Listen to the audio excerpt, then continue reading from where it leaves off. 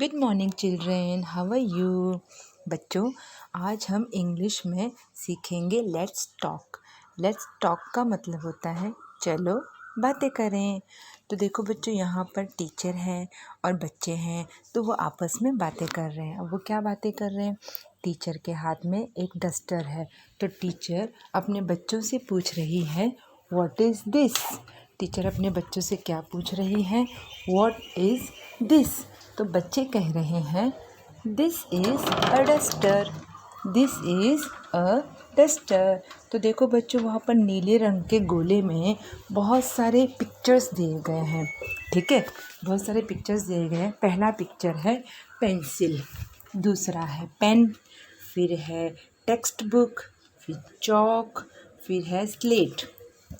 तो इस प्रकार से हमें यह प्रैक्टिस करना है कि टीचर हर बार पूछेगी व्हाट। अभी टीचर के हाथ में टीचर पेंसिल लेंगी और कहेंगी व्हाट इज़ दिस, मतलब यह क्या है। तो बच्चे उस पिक्चर को देखेंगे और कहेंगे दिस इज़ अ पेंसिल, यह एक पेंसिल है। फिर टीचर अपने हाथ में पेन लेंगी और कहेंगी व्हाट इज़ दिस, यह क्या है। तो बच्चे क्या कहेंगे? दिस इज़ अ पेन, यह एक पेन है। फिर टीचर टेक्स्ट बुक को अपने हाथ में पकड़ेंगी और कहेंगी व्हाट इज़ दिस, यह क्या है। तो बच्चे कहेंगे this is a text book, this is a text book, यह एक किताब है। फिर टीचर चॉक को हाथ में लेंगी और कहेंगी व्हाट इज़ दिस, यह क्या है। तो बच्चे कहेंगे दिस इज़ अ चॉक, यह एक चॉक है। उसी प्रकार स्लेट के लिए टीचर कहेंगी व्हाट इज़ दिस, तो बच्चे कहेंगे दिस इज़ अ स्लेट, यह एक स्लेट है। टीचर ने अपने हाथ में कोई पिक्चर ली, कोई वस्तु ली और उसके बारे में बच्चों से पूछा।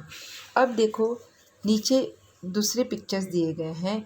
एक है डोर, फिर ट्री, फैन, बर्ड, विंडो, ये सारे पिक्चर्स हैं। और यहाँ पर टीचर एक साइकिल की तरफ इशारा कर रहे हैं।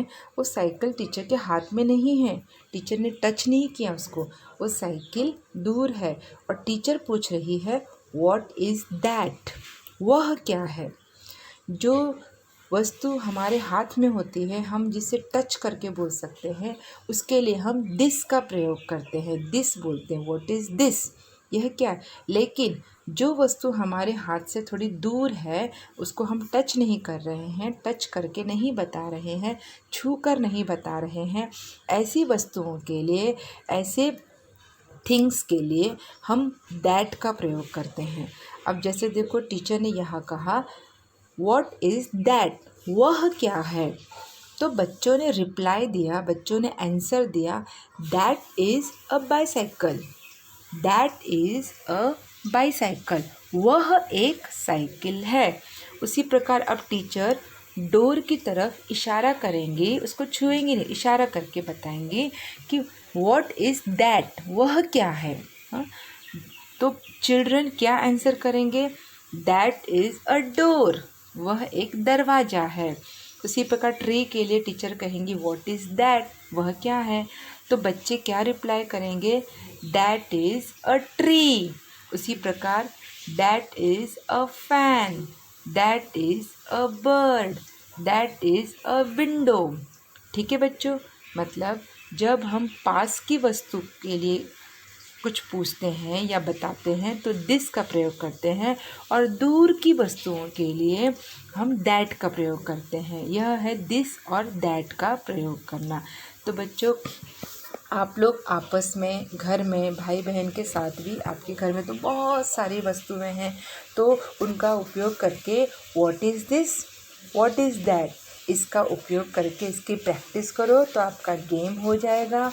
आपको दिस और दैट के प्रयोग करना भी आ जाएगा।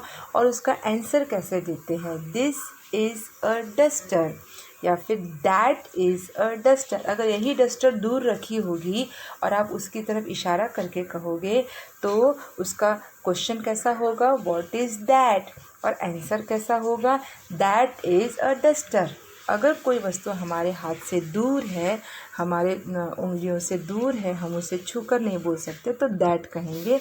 और अगर वो हमारे हाथ में है, हमारे पास है और हम उसे छू सकते हैं तो हम उसके लिए दिस का प्रयोग करेंगे।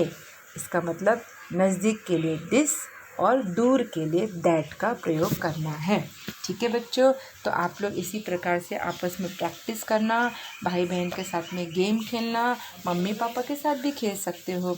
इस प्रकार से गेम खेलते खेलते आपको दिस और दैट का प्रयोग करना आ जाएगा। ठीक है बच्चों, thank you children, bye, take care.